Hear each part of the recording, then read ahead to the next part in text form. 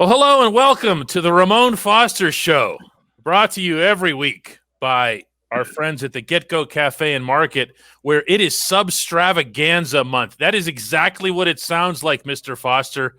Substravaganza. I imagine that to be an awesome experience. Not even anything else but an experience, DK. And you know what? I would ask you what it is. And you might answer me anyway, but I like to think of it as an experience either way around it. Yeah, it is that. All the subs are on sale. They're all fresh, hot, made to order. You walk in. And by the way, there's a certain Get-Go in the community.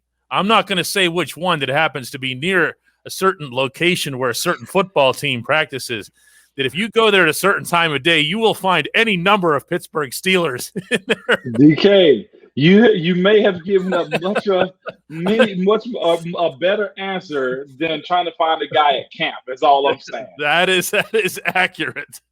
Ramon, you know, what I wanted to talk to you about this week principally was players get told in the NFL, you are not wanted, you are not needed. And then in some form or other, they come back. Not always. And sometimes when they're told they're not wanted or needed, they don't. Like James Conner signing with the Arizona Cardinals. The Steelers did not want James back. When you see the amount of money that he got 1 year at $1.75 million, I know. Don't tell me that's not money that he couldn't have gotten from Pittsburgh. No. And then there's Vince Williams, who comes back after pretty unceremoniously being told his services were not needed at that cap hit. Lone, what is the mindset of the athlete when that occurs? There's two mindsets, probably more than. I'm probably going to give you more than two. I'm trying to hold it to two mindsets.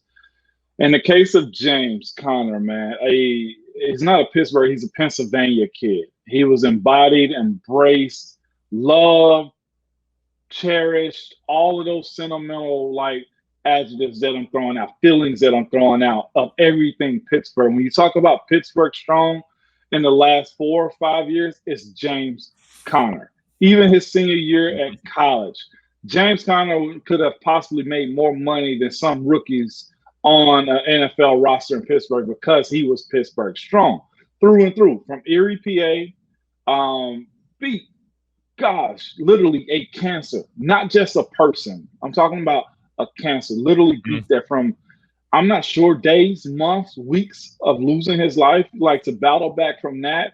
And you get into a situation where, I'm just giving you the player psychology of what goes on. You get into a situation where you bought in to be part of a brand, been brought in to be a solution to team needs. And you buy into it as a young guy. You buy into it to say, man, I'm everything that Pittsburgh, and he was that, okay? And go on, start Pro Bowl, great year. And then the legend of James grows even more. Yeah. Where it comes into James, man, and his situation where it's noticeable that Pittsburgh didn't want him back. And both of these situations that I'm giving you, his versus Vince, is this. Everybody has that, it's a business. You see what I'm saying? Yeah, I do. All of that emotion that goes into it, and fans tell you, you're supposed to be for us, and we're for you, and we love you, and all of these types of things. And then for the player, not the fans, for the player, because the thing about the player and the fan is this. The fan is going to forever be a part of the organization, because you've seen time and time again, guys come in and guys go, and you learn to deal with it. But from a player's perspective, the hate always goes towards the player when a player chooses not to come back, or they're courted by another team. And for no reasons other than it being a business, that it ruins the experience for you. Guys go to another team, and fans sometimes tell guys, you suck, you should have stayed with us. But it's never towards the team, you guys suck for letting go of Conner. Like that, to me, when I saw him in Arizona Red, I was like, God, not Conner. It's the business side of it. And then so for a guy like James, he had no choice. when it was obviously just a matter of, man, $1.7 million, I think. That's it, 1.75 for 1 year. And I'm going to say this, but that is money that the Steelers very easily could have afforded, even if they just wanted James to be for who he is, supporting cast to whoever it is that they draft. I mean, Ramon, that is a screaming signal that they just flat out didn't want him on the roster. So it's two sides of it. It's multifaceted. Let me stop saying it's two sides of it. One, it shows you the value of the running back position. I hate it because it rears its ugly head again. It sucks, okay? Yep. Another side of it is they probably have their eyes on somebody else who they think is better, younger, cheaper. Mm-hmm. That could be Vinny Snell. That could be somebody in the draft, okay? Or it could be running back by committee from here on out. That's what you got to deal with, too. And another aspect of it, though, again, is I go to that point of, like, I'm sure James wanted to be in Pittsburgh, but I'm sure in some part of this, either talking to the Steelers or honestly none talking with the Steelers kind of ruined Pittsburgh for him, though. Mm-hmm. You know, like, again, I think in the world of NFL, the game versus NFL, the business, James has probably had his, all right, this is a for real business. Yeah, that thing is something that is it's always been fascinating for me in covering teams, because even though I'm in the locker room, I'm an outsider 100% of the time. I don't belong there. I'm in there to do a job and I leave. But when you're in there, Ramon, you are the Pittsburgh Steelers. You're not part of it. You're not employed by them. You actually embody them. It's a completely different dynamic. So when at the end of a contract or at the end of a certain situation, you're told you're not, it's a completely different and feeling than anything that you could possibly be prepared for. Because on one hand, excuse me, you're out there on the field, you're all in, you know that every play, with all due respect, can be your last. Yeah. Okay. Especially those of you, and you were out there who were out there with Ryan Shazier in Cincinnati. You know what you're giving, and you know to whom you are giving it, to what institution. And then you're just told that you're not wanted or you're not part of it. I don't know that that's something that properly can be conveyed to people even to people like me on the outside. It can't, because you buy into it. Like, and I got to give it to Coach Tomlin, Kev Colbert, all the coaches that Coach Tomlin had, and the Rooney family employ. Okay, who you pick, like everybody gets an okay for at least Mr. Rooney and just everybody in the front office say, hey, yeah, you're a part of it. They do build relationships. That family aspect of it is real inside that building. And so with them and how this situation has unfolded for James to say, we just don't want to do business with you, that it's gotta hurt. I don't know what we're gonna see from Connor in Arizona, but I guarantee you, he's gonna be a different guy at that running back position, because the love stage is over with as far as what he means to this league. What he means at his position. He might be a little bit more selfish moving forward in how he operates, because that's what goes into your mind. Y'all didn't want me. I was a Pro Bowler. You didn't want me. Le'Veon left. Like, I was the guy that was in, and I smoothed over this transition. And now you boot me. Now, Vince Williams' situation, I got a feeling they may have told Vinny, like, we like you. If you find something else, fine. But we're not going to pay you this. And this year, the cap has been a reason why. Vinny was a cap casualty. Vinny still holds value at that position, at that room. Devin is coming back from the ACL. They got Spillane still up the middle too. And you look at Vinny as being a steady piece that's going to get this group through, a guy that's going to be able to be a leader in this defense still. And Vinny still can play. It's just that now they bring Vinny back, I'm guessing, for lesser. And Vinny may end up, I'll never discount Vinny, okay? I'm going to say this, but I know the type of guy that Vinny is, because I ain't going to say I know his mindset, but I know Vinny's mind is like mine. They're trying to probably put Vinny in a role, okay?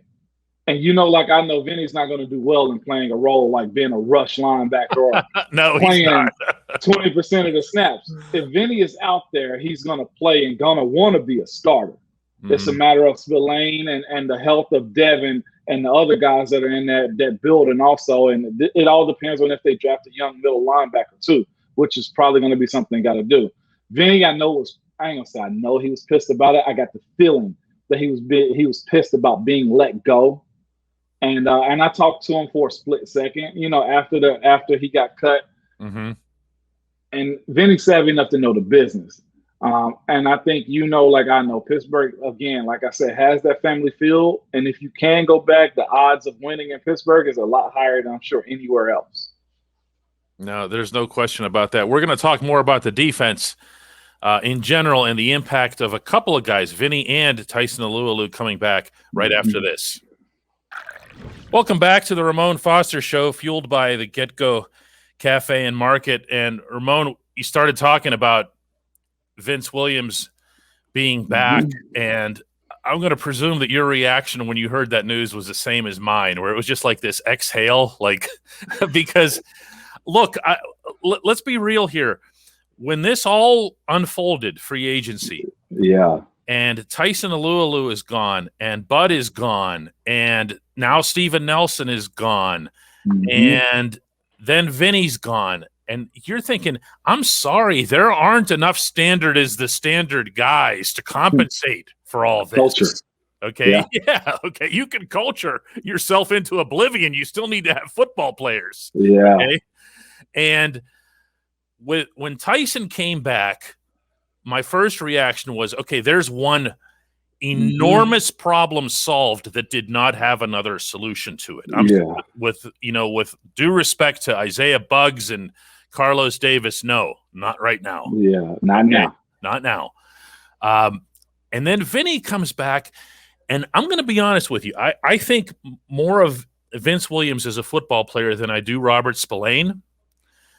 Even at this stage of his career, I could be wrong. I'd be open to being wrong on that. Oh, yeah. But Vince Williams being on your football field and on your sideline and in your huddle is a completely different animal. You know what I'm saying? Yes. So I'll tell you my reaction when I saw Vinny was going back too. My reaction was, oh, wow, good. Like you didn't see it coming. I didn't see it come. Absolutely. Because like I said, we had a brief conversation about him getting cut. Okay. And again, I'm for my guys being employed. So I was just like, hey, Vinny, come to Nashville. You know what I'm saying? Like, sure.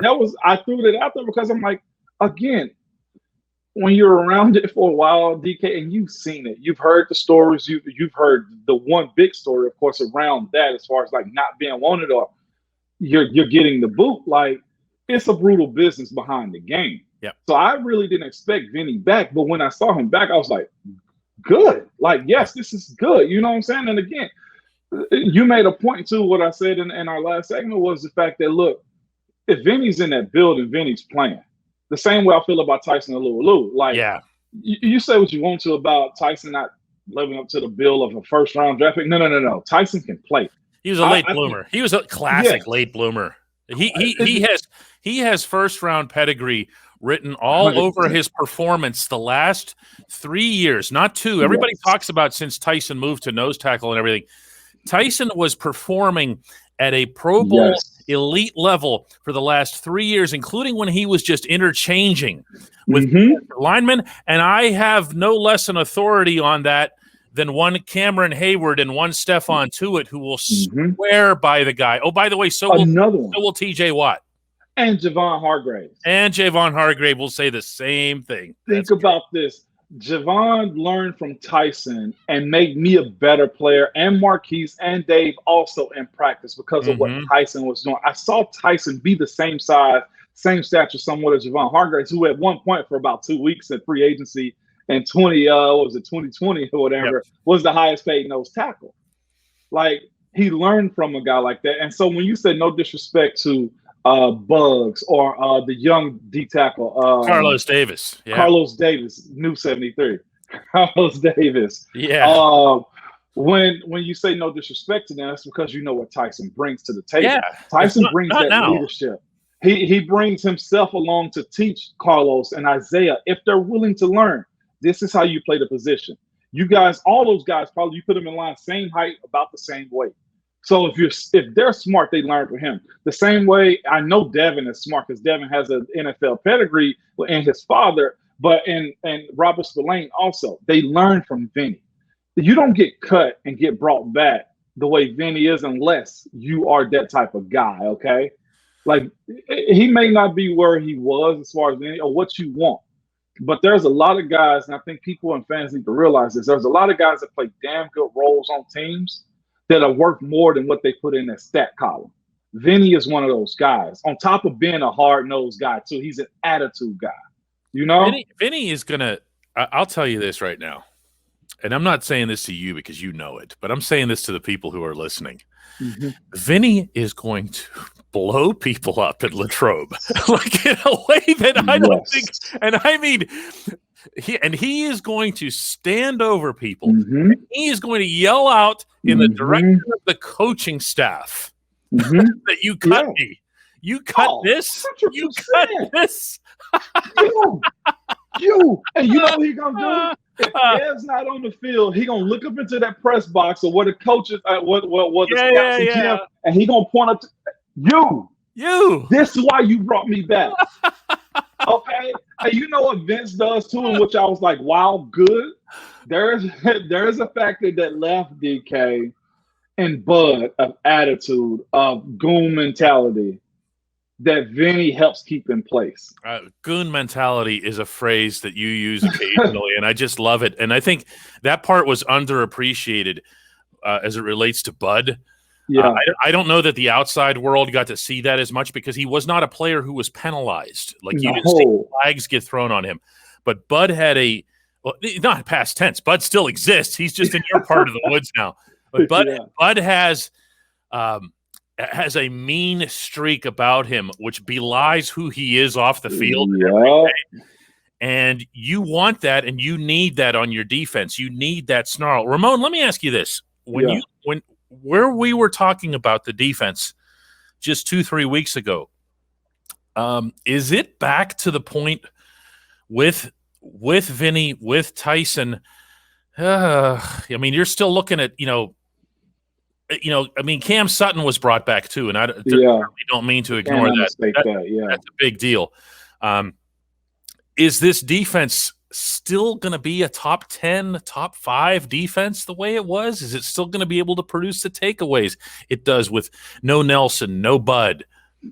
The biggest void I think that's got to be answered, it's got to be answered quick, is okay, there's 2 of them. Where's Cam Sutton going to play at as opposed to Steve Nelson being out? Mm-hmm. Other parties you're missing is, we ain't even mentioning, but Mike Hilton ain't there either. Right. So they got to find a new Mike Hilton, and they also got to find somebody to replace Steve Nelson. The good thing is you have those core guys that you brought up: Cam, Tuitt, Tyson, TJ, Minka, and I'll even throw Terrell in there. You have to at this point. Yeah, Terrell is solid. Terrell grew up last year. Yeah. And Joe may be older, but Joe still plays at a high efficient level too. Can they get back there? Yes, when you have that core. The thing is, they're going to have to drag the new guys who are in those starting positions with them. And I mean that. And I'm not saying like physically drag them, but you know what I mean by saying, hey, get with us or we're going to call you out. Because that defense is known for that. Like, hey, look, if you ain't doing your job, Cam has I'm talking about no reservations about telling somebody about what they're not doing, because he's always first in line. He's always pushing the envelope on how we play in Pittsburgh, and you know how we play. It's hard-nosed. So at the minimum, DK, if you ask me, can they get to top 10, top 5? I say they're top 10. Oh, okay. It's a matter of, honestly, how much the offense helps out with the snow offense, with Ben coming back a year removed from his surgery, and what they do in the draft.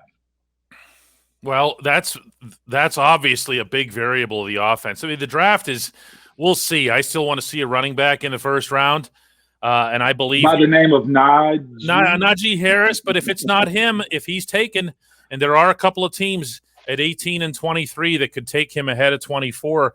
I think you still have Travis Etienne out of Clemson. Yeah, Etienne. You still have Javonte Williams. You still have other guys that you can take depending on how the Steelers feel about them.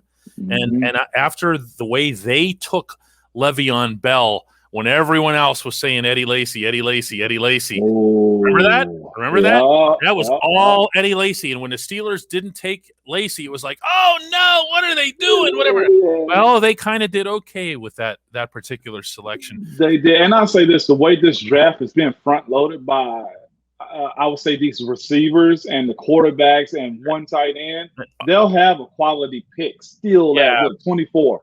Yeah, I think so too. And then the draft is also loaded with offensive tackle. Yeah, you're the last person that I need to tell that the value of that position, even though you have Zach Banner and you have Chuks Okorafor, you still could always use additional depth there. Yeah, not that you would invest a first or second rounder in depth. No, you know what I'm saying? Development. Yeah, you could bring someone in like that. And then there's defense, but there's also that this team has options. Well, it can still be dynamic defensively. It just can, Ramon. Yes. I think if Alex Highsmith, he doesn't have to be Bud in Bud's first year. Bud wasn't Bud in Bud's first year. I think Alex Highsmith just has to keep the other team honest. The thing that Alex Highsmith has for him, and I enjoy that, he brings a lot of the same elements that Bud did. And Bud brought a lot of the same elements that what Lamar Woodley brought also. Mm-hmm. They're good run stoppers off the edge. Guys that play off that edge. Such a good point. James, Lamar, Bud, and now you got Highsmith. Highsmith plays the edge well. And I know I left Jarvis out of it, Jarvis Jones, but he didn't play the run that well either.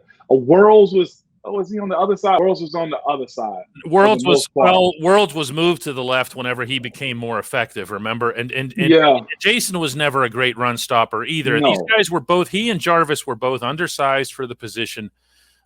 Jason at least found a way to get back to the quarterback. He was kind of like a sneaky guy. Sneaky. But I feel like in this case, you have what you need over there in Alex Highsmith is just be good enough. Team offense. And then TJ is still your variable. Minka is still your variable as long as you can get your corners to be stable and function in island settings, you know? I don't know, Ramon. I'm just not – I know there's a general despondency right now in Steelers Nation about the defense, but I'm not feeling it myself. I think they're going to be fine. Again, the biggest variable of them all, I don't think is necessarily – Bud being gone. I don't. I think Highsmith with more reps, he's going to be fine. And I'm not saying that Highsmith is going to be Bud in year one, as you said. The biggest blip to me is Mike Hilton being gone. Okay. I don't know who they're going to find or if Cam Sutton's going to play that position. Cam was paid as a new starter. Okay. Well, Ramon, let me tell you what Cam told us that he was told was that he'll basically be outside in a base package, but you know and I know they never use the base package, so he would kick inside in a sub, and then they will use whether it's Justin Lane or Jason Pierre out on the outside in those events. And then continue to use Cam in those types of roles, in those Mike Hilton type roles in a sub. I'm okay with that. If that's the case, I say this team and the way Coach Butts call it, along with his, they've got like a mastermind group behind this defense and have for a long while. And we know that to be true because in Pittsburgh, you better run the ball, which we learned my last year and the year before. Like you better be able to run the ball and you better play defense. So top 10, I can see them being top 10. If we're looking at the scope of the rest of the league, Pittsburgh's still in a way better situation than most. And most leaves you in the top 10. When we come back, a slice of life with Ramon. Welcome back to the Ramon Foster Show.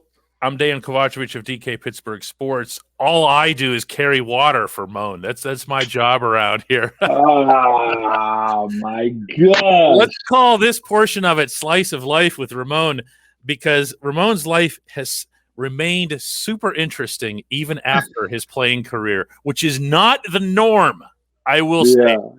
And I know for a fact, Moan, that you talk with guys, you communicate with guys who haven't found other things, who don't necessarily immediately dive into something else. And you, in addition to your work with us at DK Pittsburgh Sports, you've also taken on a big job with 104.5 The Zone down in Nashville. The J Mart and Ramon show down there is a smash hit from what I understand without being in the Nashville market here. How much fun are you having with that? I'm having fun, DK. I really am, man. If anybody knew me in Pittsburgh, which a lot of people did, at least on the media side, they knew that my life is going to be somewhat in the media, okay? And just to be honest, since we're having a slice real quick. Slice. When I initially retired, I wanted nothing to do with, like, the game. I wanted a different challenge, DK. Like, I'm in football. I've been in football since the 7th grade, since 1997. Okay, that's where I was, like 1997, 98. I've been playing football. Like, I want to do something else. Don't define me as a guy that plays football. I don't want it to follow me. I went through all of that, DK. Like, I went through all of that. Just like, let me find something new. And I actually had a sales job set up with like this big company with like a nice. Okay, it was really, really set up for me, okay? I was going to work under somebody for maybe a year, and I was going to move up to a really big, I ain't going to say executive side, but like I was brought in to like bring in the heavy side of it, okay? And it was set up. I was set to do the interview. I did the interview, and the regional recruiter hit me up. And lo and behold, the radio station hits me up right after that. And here I am balancing the two. And it was actually my wife that was like, Mom, you can go into this world of corporate America and do this and that. She's like, but I don't know if you're going to enjoy it, basically. She's like, I know you don't want to be trapped in the football and sports, but Mom, that's what you know best. It's who you are. It's who you are. And I've done so much prep with you. I've done so much prep with you and just other media personalities in Pittsburgh where it was just like, Mom, stop denying it, okay? And no lie, our ratings have gone up. They've actually gone up, DK, in a dead period. And you know this year to be the dead time of like radio. Sure. And they've actually still gone up. It's crazy here. Maybe because I'm in Titans land, but when they come up to me, they don't even mention football. They mention like the radio show. So for a guy like myself that always wanted to be more than just an athlete, you know, like they mentioned my second career more. And I'll be honest with you, that was that's pretty cool for a guy that, because we get put in a box sometimes, you know. Football players do. And it's funny that when you and I used to have these semi-kidding conversations at your store. They were interviews. Okay, well, no. Interviews with you. They were kind of job interviews, but it's like, Ramon, I'm like, you know, you're going to come work for us someday. You know, you're going to do that, and you'd look up at me and you go, you think so? In your very Ramon voice. You think so? But I waited a month. Yeah. I waited a month out of respect. Yeah. To even approach you. Yeah. And then it was interesting to me that the first few columns that you wrote for us were very much in the spirit of what you just discussed, which was they weren't all that footballish. No. There was stuff about youth sports and things that you had observed. And then, of course, things got a lot more serious last year with the race riots and everything else. And you wrote about things like that. And I feel like without being in the Nashville market and without hearing the work that you do with J Mart, that your own voice is going to lend itself to whatever it is that comes up. And that could be sports. It might even be other sports in Nashville. Heck, I fully expect you to become the authority on Predators hockey before long.